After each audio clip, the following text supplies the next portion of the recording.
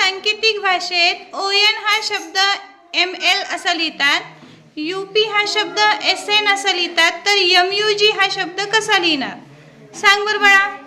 आपण ON घेतला तर ओचं केला तर O पासून एक अक्षर सोडला M येते आणि N पासून एक अक्षर सोडला L येते आणि SN चं जर केलं तर UP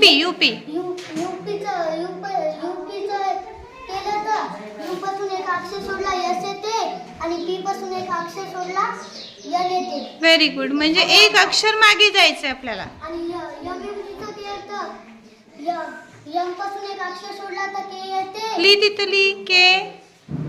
हां, Mचा K. बर. M चा K येते. हां. आणि Uचा काय होईल? U पासून एक अक्षर सोडला तर S येते. Very good. KS.